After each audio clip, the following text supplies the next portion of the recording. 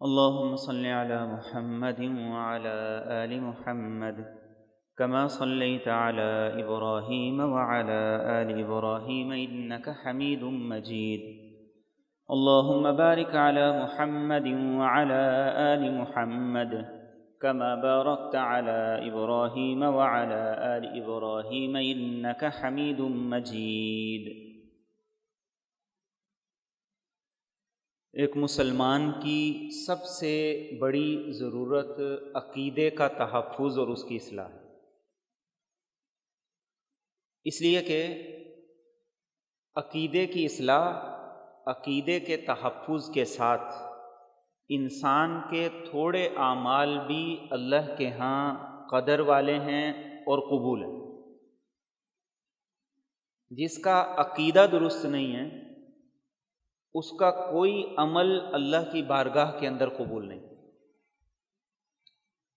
اور عقیدے کی اصلاح اپنی ذات کے حوالے سے بھی اور اس کے ساتھ ساتھ اپنی اولاد کے حوالے سے بھی اتنی ضروری چیز ہے کہ جس وقت ابراہیم علیہ السلام کو اللہ تعالیٰ نے یہ حکم ارشاد فرمایا کہ آپ بیت اللہ کی تعمیر کیجیے، ابراہیم علیہ السلام اللہ کے حکم سے بیت اللہ کی تعمیر کرنے لگے، تو اس تعمیر کے درمیان انہوں نے جو دعا کی تھی وہ یہ بتاتی ہے کہ ہمارے اور ہماری اولاد کے عقیدے کا تحفظ کتنی ضروری چیز ہے۔ اور دعا کیا تھی؟ وَجْنُبْنِي وَبَنِيَّ أَن نَعْبُدَ الْأَصْنَامَ، کہ اللہ مجھے اور میری اولاد کو، میرے بیٹوں کو، میرے بچوں کو بت پرستی سے محفوظ رکھنا۔ آپ اس سے اندازہ لگائیے کہ اولاد کے عقیدے کا تحفظ یہ کتنی بڑی چیز ہے۔ ہمارا یہ جو کورس ہے، یہ 10 روزہ سمر کلاس، اس کا مقصد صرف اور صرف یہ ہے کہ ہمارے سامنے یہ واضح ہو کہ ہمارا عقیدہ کیا ہے، اور بالخصوص اس محرم الحرام کے مہینے میں بہت سی ایسی چیزیں سوشل میڈیا کے ذریعے سے ہماری نظر سے گزرتی ہیں کہ جن کے ذریعے سے اس عقیدے کے بارے میں کئی قسم کے شکوک و شبہات پیدا کرنے کی کوشش کی جاتی ہے۔ تو اس لیے یہ میری بھی ضرورت ہے، آپ کی بھی ضرورت ہے کہ ہم استقامت کے ساتھ صحیح عقیدے کے اوپر مرتے دم تک قائم رہیں۔ اور آج اسلامی اور قمری اعتبار سے نئے سال کی ابتدا بھی ہو گئی ہے، مغرب سے نئی تاریخ شروع ہو جاتی ہے۔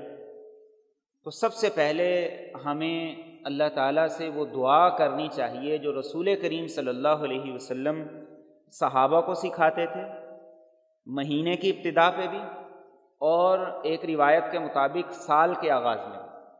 اور وہ دعا کیا تھی؟ اللہم احلہ علینا بالیمن والایمان والسلامۃ والاسلام ربی وربک اللہ، کہ اللہ یہ مہینہ، یہ سال ہمارے لیے برکت اور ایمان والا سال ہو، سلامتی اور اسلام والا سال ہو۔ اور پھر چاند کو مخاطب کرتے ہوئے نبی رحمت صلی اللہ علیہ وسلم فرماتے تھے میرا رب بھی اللہ ہے اور تیرا رب بھی اللہ ہے۔ اور ایک روایت کے الفاظ یہ ہیں ورضوان من الرحمن وجوار من الشیطان، کہ اللہ اس مہینے میں اپنی رضامندی والے کام کرنے کی توفیق عطا فرمانا اور شیطان سے ہماری حفاظت فرمانا۔ اب آپ دیکھیے 4 بنیادی چیزیں ہیں، اور دوسری حدیث کو بھی سامنے رکھے تو 6 بنیادی چیزیں ہیں۔ برکت کی دعا ہے اور اس کے ساتھ ساتھ ایمان کی دعا ہے۔ برکت دنیا کے لیے، ایمان آخرت کے لیے۔ سلامتی کی دعا ہے، ساتھ اسلام کی دعا ہے۔ سلامتی دنیا کے لیے، اسلام آخرت کے لیے۔ ورضوان من الرحمن وجوار من الشیطان، کہ رحمان کی رضامندی اور شیطان سے اللہ کی پناہ، یہ دنیا اور آخرت دونوں کے لیے۔ اور یقیناً اگر ہمیں یہ برکت نصیب ہو جائے، یہ سلامتی اس دنیا کے اندر رہتے ہوئے نصیب ہو جائے، تو اس سے بڑی کوئی اور چیز نہیں۔ لیکن ان دونوں چیزوں کی قدر و قیمت بھی ایمان کے ساتھ ہے اور اسلام کے ساتھ۔ تو ایک تو ہم اللہ تعالیٰ سے یہ دعا کرتے ہیں کہ اللہ تعالیٰ اس سال کو، اس مہینے کو ہمارے لیے برکت کا، ایمان کا، سلامتی کا، اسلام کا، اپنی رضامندی کا، شیطان سے نجات کا مہینہ اور سال بنا دے۔ دوسری چیز یہ ہے کہ اسلاف، عرب اور بزرگان دین کی نظر میں 3 عشرے وہ ہوتے تھے جن کی بڑی زیادہ قدر کیا کرتے تھے۔ ایک عشرہ محرم الحرام کا ہوتا تھا، پہلے 10 دن ان کی وہ بڑی قدر و قیمت سمجھا کرتے تھے، بڑے اہتمام کے ساتھ یہ گزارا کرتے تھے۔ دوسرا عشرہ ہوتا تھا رمضان کا آخری عشرہ، جس میں لیلۃ القدر ہے، اللہ کی رحمت خصوصی طور پہ متوجہ ہوتی ہے۔ اور تیسرا عشرہ ہوتا تھا ذی الحج کا پہلا عشرہ۔ ان 3 عشروں کا بڑا اہتمام نیک لوگ، صلحاء لوگ، اسلاف، اکابر یہ کیا کرتے تھے۔ اور محرم الحرام کا مہینہ قمری تقویم کے اعتبار سے پہلا مہینہ ہے، لیکن جو 4 مہینے حرمت اور احترام والے مہینے کہلاتے ہیں ان میں محرم الحرام بھی شامل ہے۔ اور یہ حرمت اور احترام والے مہینوں کا تذکرہ قرآن کریم کی کئی آیات کے اندر ہے۔ اس کا تصور آج ہمارے معاشرے کے اندر نہیں کہ احترام والے مہینے کون سے ہیں، حرمت والے مہینے کون سے ہیں، اور ان کا احترام کیسے کیا جائے گا، اور ان کے احترام کے تقاضے کیا ہیں۔ اور قرآن کریم کی آیت کریمہ ہے، سورہ توبہ کی آیت نمبر 36 ہے، اس میں اللہ فرماتے ہیں ان عدت الشہور عند اللہ 12 شہرا فی کتاب اللہ یوم خلق السماوات والارض۔ اللہ نے روز اول سے 12 مہینے بنائے، منہا اربعۃ حرم، 4 مہینے ان میں سے احترام والے ہیں اور حرمت والے ہیں۔ سارے مہینے اللہ نے بنائے ہیں، 4 مہینے ان میں سے احترام اور حرمت والے ہیں، اور وہ 4 مہینے نبی رحمت صلی اللہ علیہ وسلم نے ہمیں بتائے کون کون سے ہیں۔ ذی القعدہ کا مہینہ، ذی الحج، محرم اور رجب کا مہینہ، یہ 4 مہینے ہیں، 3 اکٹھے ہیں، ذی القعدہ، ذی الحج اور محرم، اور چوتھا مہینہ رجب کا ہے۔ یہ 4 مہینے احترام والے مہینے، حرمت والے مہینے، اور ان حرمت والے مہینوں کا قرآن کریم کی کئی آیات میں تذکرہ ہے۔ سورہ بقرہ آیت نمبر 217 کے اندر ہے یسألونک عن الشہر الحرام قتال فیہ، کہ احترام والے مہینوں کے بارے میں آپ سے سوال کرتے ہیں۔ آیت نمبر 194 میں ہے الشہر الحرام بالشہر الحرام، احترام والے مہینوں کا احترام کرنے کا اور ان کا خیال کرنے کا حکم دیا گیا ہے۔ سورہ مائدہ کی دوسری آیت میں ہے لا تحلوا شعائر اللہ ولا الشہر الحرام، کہ اللہ کی جو نشانیاں ہیں ان کو اور جو احترام والے مہینے ہیں ان کی بے حرمتی نہیں کرنی۔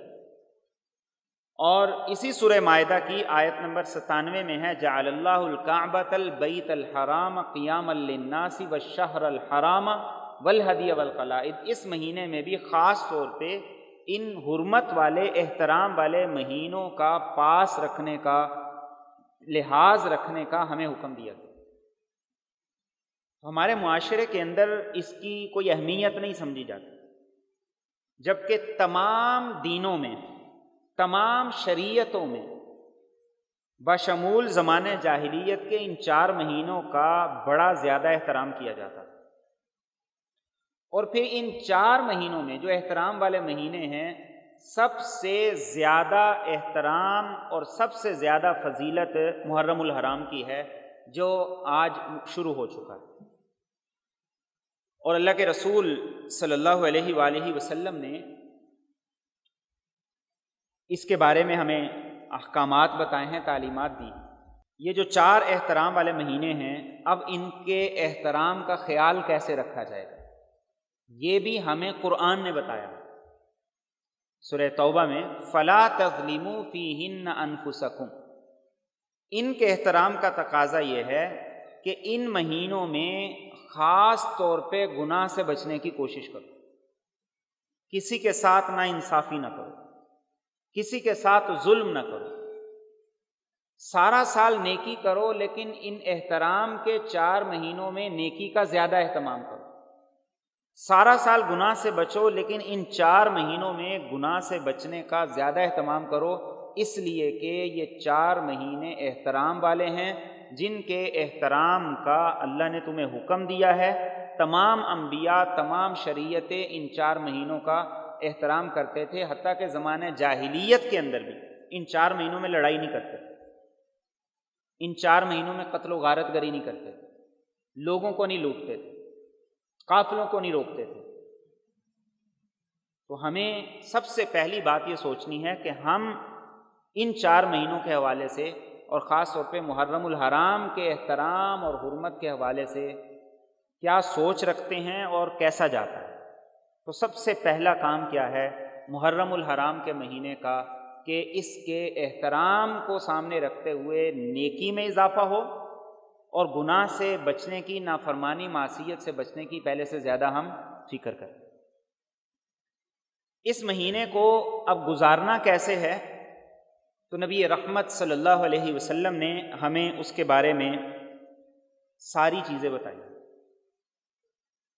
محرم الحرام میں امام حسین رضی اللہ تعالیٰ عنہ کی شہادت کا واقعہ سن 60 ہجری میں ہوا، اور سن 10 ہجری میں نبی رحمت صلی اللہ علیہ وسلم پر دین کی تکمیل کی آیت الیوم اکملت لکم دینکم نازل ہو گئی۔ تو دین پہلے مکمل ہوا ہے یا واقعہ کربلا پہلے ہوا ہے؟ دین پہلے مکمل ہوا ہے۔ تو ہم دین کو لیں گے نبی رحمت صلی اللہ علیہ وسلم سے کہ آپ اس بارے میں ہمیں کیا ہدایات فرماتے ہیں۔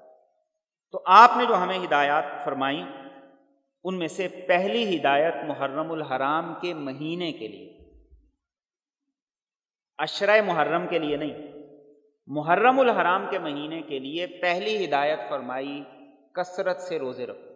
سال کی ابتدا ہے، شروعات ہے، تو روزہ رکھو اور روزے کے ذریعے سے احترام بھی اور اس کے ساتھ ساتھ اللہ کا قرب بھی ملے۔ پوچھا گیا یا رسول اللہ صلی اللہ علیہ وسلم ای الصلاۃ افضل بعد المکتوبہ، فرض نماز کے بعد سب سے زیادہ فضیلت کس نماز کی ہے؟ آپ نے فرمایا تہجد کی۔ پوچھا گیا یا رسول اللہ صلی اللہ علیہ وسلم ای الصوم افضل بعد شہر رمضان، رمضان کے بعد سب سے زیادہ فضیلت کس روزے کی ہے؟ آپ نے فرمایا محرم الحرام۔ اور ایک حدیث میں آپ نے یوں خود صحابہ کو بتایا افضل الصیام بعد رمضان شہر اللہ المحرم، رمضان کے بعد سب سے افضل وہ اللہ کے مہینے محرم کا روزہ۔ تو اس حدیث میں محرم کی ایک اور فضیلت بھی آ گئی کہ محرم اللہ کا مہینہ ہے۔ محرم کس کا مہینہ ہے؟ اللہ کا مہینہ ہے۔ اور اس مہینے کے احترام کا تقاضا کیا ہے کہ اس مہینے میں روزہ رکھنا سارا سال روزے رکھنے سے زیادہ فضیلت اور اہمیت رکھتا ہے۔ پھر اس مہینے میں ایک دن جسے ہم عاشوراء کہتے ہیں، 10 محرم کا دن، اس دن کی فضیلت بھی خود نبی رحمت صلی اللہ علیہ وسلم نے ہمیں احادیث مبارکہ میں بتائی اور بیان فرمائی۔ امام حسین رضی اللہ تعالیٰ عنہ کی شہادت کا واقعہ اسی 10 تاریخ کو ہوا، لیکن اس سے پہلے نبی رحمت صلی اللہ علیہ وسلم اس مہینے کی عظمت اور فضیلت کو، 10 محرم کی عظمت اور فضیلت کو احادیث میں آپ نے تاکید کے ساتھ بیان فرمایا۔ اور یہ وہ دن ہے کہ جس دن کی زمانے جاہلیت میں بھی بڑی زیادہ عظمت سمجھی جاتی ہے۔ محرم الحرام کے مہینے میں آج بھی بیت اللہ کا غلاف تبدیل کیا جاتا ہے۔ زمانے جاہلیت کے اندر اس 10 محرم کے دن خانہ کعبہ پہ غلاف بھی چڑھایا جاتا تھا اور اس کی تعظیم بھی کی جاتی تھی۔ اور اس 10 محرم کے روزے کی نبی کریم صلی اللہ علیہ وسلم نے ارشاد فرمایا کہ تمام انبیاء کرام بھی اس 10 محرم کے دن روزہ رکھا کرتے۔ تو آپ اس سے اندازہ لگائیے کہ 10 محرم کے روزے کی جو روایت ہے، جو فضیلت ہے، وہ انبیاء سے چلتی آ رہی ہے۔ زمانہ جاہلیت میں بھی اس دن کو بڑی عظمت والا دن سمجھا جاتا تھا، اور نبی رحمت صلی اللہ علیہ وسلم خود بھی اس کا روزہ رکھتے تھے۔ سیدہ حفصہ رضی اللہ تعالیٰ عنہ ام المومنین ہیں، فرماتے ہیں نبی کریم صلی اللہ علیہ وسلم عاشورہ کا روزہ کبھی نہیں چھوڑتے، ذی الحج کے پہلے 9 دن روزے کبھی نہیں چھوڑتے تھے۔ ہر مہینے کے 3 دن جنہیں ایام 20 کہا جاتا ہے، 13، 14 اور 15، ان 3 دنوں کے روزے کبھی نہیں چھوڑتے تھے، اور فجر کی نماز سے پہلے 2 سنتیں کبھی نہیں چھوڑتے۔ تو اس میں خاص طور پہ عاشورہ کے روزے کی تاکید نبی رحمت صلی اللہ علیہ وسلم سے ہمیں عملی طور پر ملتی ہے، اور صحابہ اس کا روزہ رکھتے تھے۔ چنانچہ علامہ ابن جوزی نے اپنی کتاب التبصرہ میں لکھا ہے کہ شیر خدا علی المرتضیٰ رضی اللہ تعالیٰ عنہ، ابو موسیٰ اشعری، علی بن حسین اور دوسرے صحابہ 10 محرم کا اہتمام سے روزہ رکھا تھا۔ اور آپ کے علم میں ہونا چاہیے کہ جب رمضان کے روزے فرض نہیں تھے تب 10 محرم کا روزہ رکھنا فرض تھا۔ عاشورہ کا روزہ جب رمضان کے روزے فرض نہیں تھے رکھنا فرض تھا۔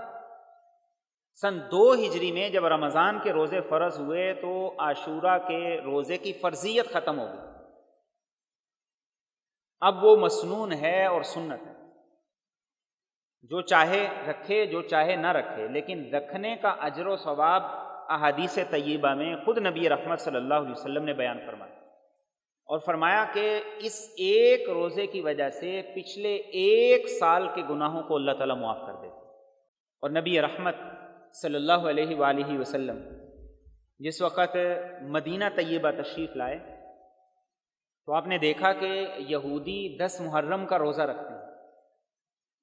آپ نے پوچھا کہ 10 محرم کا روزہ تم کیوں رکھتے ہو؟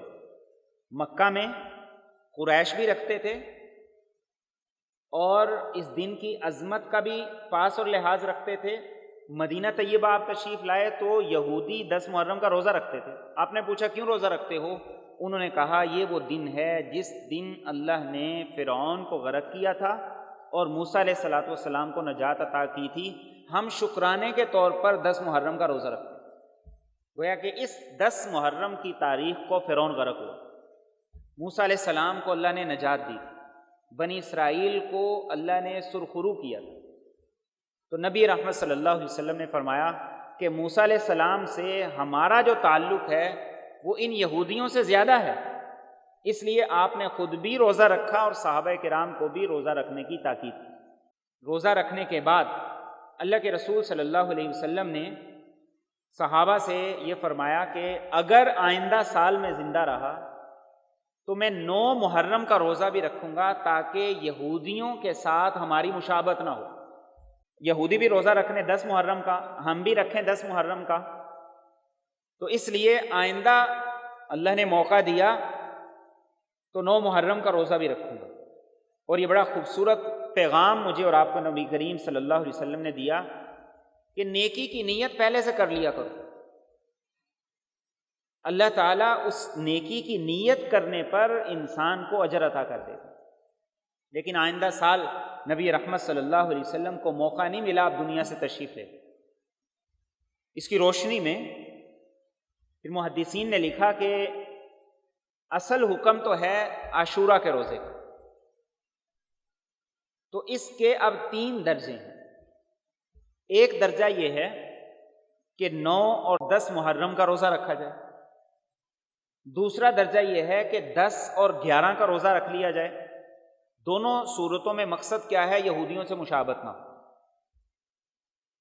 ایک تیسرا درجہ ہے، اور وہ تیسرا درجہ یہ ہے کہ چونکہ ہم جس معاشرے میں رہتے ہیں، ہم جس سوسائٹی میں رہتے ہیں، یہاں نہ یہودی ہیں نہ وہ روزہ رکھتے ہیں، اس لیے مشابہت کا کوئی امکان نہیں ہے، تو اللہ توفیق دے تو 2 روزے رکھیں، اس سے زیادہ توفیق دیں تو 3 روزے رکھیں، ورنہ آخری درجہ یہ ہے کہ عاشورہ کا 10 محرم کا روزہ ہم خود بھی رکھیں اور اپنے گھر میں یہ روزہ رکھنے کا اہتمام اپنے بچوں کو بھی کروائیں اور فیملی سمیت اس کا اہتمام کریں۔ اس روزے کی تاکید احادیث طیبہ سے جیسے ہمیں مل رہی ہے، اور یقیناً نبی کریم صلی اللہ علیہ وآلہ وسلم کی جو احادیث ہیں ہم تک پہنچی ہیں ان کے صحیح ہونے میں کوئی شک و شبہ نہیں۔ اب ہم اپنے ارد گرد کا جو ماحول دیکھتے ہیں، سوشل میڈیا پہ، الیکٹرانک میڈیا پہ، جگہ جگہ پہ، وہ اس 10 محرم کے حوالے سے وہ روزہ رکھنے کا ہے یا کچھ اور کرنے کا ہے؟ وہ کچھ اور ہی کرنے کا ہے۔ اور یہ وہ تعلیمات ہیں کہ جن تعلیمات کا صرف ہماری کتابوں میں نہیں، روافض کی کتابوں کے اندر بھی ان تعلیمات کا باقاعدہ تذکرہ موجود ہے۔ چنانچہ ملا باقر مجلسی کی کتاب ہے بہار الانوار، اس میں وہ لکھتے ہیں کہ 9 اور 10 محرم کا روزہ حضرت علی سے یہ روایت ہے کہ پچھلے سال کے گناہ کو معاف کرتے تھے۔ اور اس کے علاوہ کلینی نے کافی کے اندر وسائل الشیعہ ہے، تہذیب الاحکام ہے، اور اس کے علاوہ کئی کتابیں ہیں جن کتابوں کے اندر یہ بات بتائی گئی ہے، حضرت علی سے بھی، امام جعفر صادق سے بھی، امام رضا سے بھی، اور باقی جو ائمہ کرام ہیں ان سے بھی یہ بات شیعہ کتابوں کے اندر بھی موجود ہے کہ 9 محرم کو اور 10 محرم کو روزہ رکھا جائے۔ ابن مطہر حلی ایک شیعہ عالم ہیں اور ان کے ہاں بڑی ان کی قدر ہے، انہوں نے ایک بڑی زبردست بات لکھی ہے۔ انہوں نے یہ بات لکھی ہے کہ حضرت عائشہ رضی اللہ تعالیٰ عنہا نے لوگوں سے پوچھا کہ 10 محرم کا روزہ رکھنے کا تمہیں کس نے کہا؟ تو لوگوں نے کہا کہ ہمیں یہ روزہ رکھنے کا علی بن ابی طالب نے کہا۔ تو حضرت عائشہ رضی اللہ تعالیٰ عنہا نے فرمایا کہ سب سے زیادہ سنت کا علم رکھنے والے علی بن ابی طالب ہیں۔ روایت کون نقل کر رہا ہے؟ شیعہ مصنف ابن مطہر حلی، اور روایت کس کی ہے؟ حضرت عائشہ سے، کہ وہ لوگوں سے پوچھتی ہیں، اور جواب ملتا ہے کہ یہ روزہ رکھنے کا حکم علی بن ابی طالب نے دیا ہے، تو وہ کہتی ہیں کہ سنت کا سب سے زیادہ علم علی بن ابی طالب کے پاس۔ لیکن آج کے خبیثوں کو دیکھ لیں، ان کی زبان پہ ازواج مطہرات کے بارے میں جو کلمات ہیں، جو تبرہ ہے، اور اس طرح کی جو چیزیں ہیں کہ انسان نہ سن سکتا ہے، نہ بتا سکتا ہے، نہ بیان کر سکتا ہے۔ تو ہماری ذمہ داری کیا ہے؟ ہم سنی ہیں، سنت کی اتباع کرنے والے، ہمارے نزدیک حجت قرآن اور سنت ہے، تو ہماری ذمہ داری یہ ہے کہ ہم اس کے مطابق عمل کریں۔ علامہ ابن حجر مکی ہیثمی نے اپنی کتاب الزواجر میں ایک روایت لکھی ہے، وہ روایت اس مہینے بھی اور باقی سارا سال یاد رکھنے کی۔ مالک بن دینار روایت کرتے ہیں کہ سابقہ انبیاء میں سے ایک پیغمبر کو اللہ کی طرف سے یہ وحی آئی، اور ان سے یہ کہا گیا کہ اپنی قوم سے آپ یہ خطاب فرمائیں اور انہیں بتائیں کہ جہاں میرے دشمن داخل ہوں تم نہ داخل ہو، میرے دشمنوں کے لباس جیسا لباس نہ پہنو، میرے دشمنوں جیسی سواریوں پہ سوار نہ ہو، میرے دشمنوں جیسے کھانے نہ کھاؤ۔ اگر تم نے میرے دشمنوں سے مشابہت اختیار کی تو تم بھی میرے دشمنوں میں شامل ہو جاؤ۔ محرم الحرام کے مہینے میں ہمیں اس چیز کا خیال کرنا ہے۔ سارا سال کالا لباس پہن سکتے ہیں لیکن محرم میں نہیں پہننا۔ کس لیے نہیں پہننا؟ کہ محرم میں ہماری ان کے ساتھ مشابہت نہ ہو، جو اسے سوگ کا مہینہ قرار دیتے اور سوگ کے طور پر یہ لباس پہنتے، اور جو سارے کے سارے کام وہ کرتے ہیں ہمیں ان کی مشابہت سے بچنا ہے، اور ان کی مشابہت سے بچنا یہ ہماری سب سے بڑی ضرورت ہے، اس لیے کہ عقیدے کا تحفظ اس مشابہت سے بچے بغیر ممکن نہیں ہے۔ جیسے ابھی میں نے آپ کو روایت بتائی کہ اللہ کے رسول صلی اللہ علیہ وسلم نے روزہ رکھا، لیکن یہودیوں کی مشابہت سے بچنے کے لیے فرمایا کہ آئندہ میں 9 ذی الحج کا بھی روزہ رکھوں۔ اور آخری بات کہ اللہ کے رسول صلی اللہ علیہ وسلم کی ایک حدیث مبارکہ ہے جسے شیر خدا امیر المومنین امام المتقین علی المرتضیٰ رضی اللہ تعالیٰ عنہ روایت کرتے ہیں کہ ایک آدمی نبی رحمت صلی اللہ علیہ وسلم کے پاس حاضر خدمت ہوا اور عرض کی یا رسول اللہ صلی اللہ علیہ وسلم کہ رمضان کے علاوہ اگر میں کسی مہینے کے روزے رکھنا چاہوں تو فرمائیں کہ کس مہینے میں روزے رکھوں؟ آپ نے فرمایا کہ رمضان کے علاوہ اگر تم روزے رکھو تو اللہ کے مہینے محرم میں روزے رکھو۔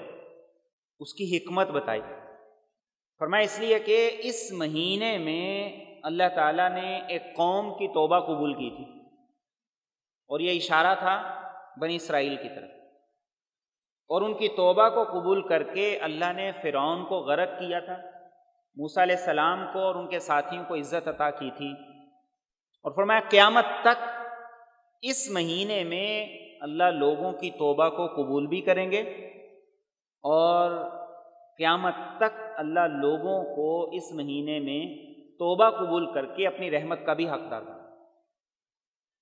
تو اس حدیث مبارکہ کو سامنے رکھیں تو یہ توبہ کی قبولیت کا بھی مہینہ، یہ فرعون کے غرق ہونے کا بھی مہینہ ہے۔ پوری دنیا پہ فرعون مسلط ہیں، اور ہمارے حکمران بھی جو پالیسیاں اپنائے ہوئے ہیں، تو ہمیں بجائے اس کے کہ ہم انہیں برا بلا کہیں، گالیاں دیں اور اس طرح کے کام کریں جن کا فائدہ نہیں، تو ہماری ذمہ داری یہ ہے کہ ہم اللہ سے توبہ کریں۔ اگر ہم مجموعی طور پر، اجتماعی طور پر توبہ کریں اور اللہ نے ہماری توبہ قبول کر لی اور سچے دل سے کریں تو اللہ یقیناً کریں گے، تو ان سے ہماری بھی انشاءاللہ نجات ہو جائے۔ اور اگر ہم سارے نہ کریں، اجتماعی طور پر نہ کریں، تو کم از کم یہ فائدہ تو ہوگا کہ انفرادی طور پر جو ہم اللہ سے توبہ کریں گے تو اس کے ہمارے اوپر اور ہماری انفرادی زندگی پر بہترین اثرات۔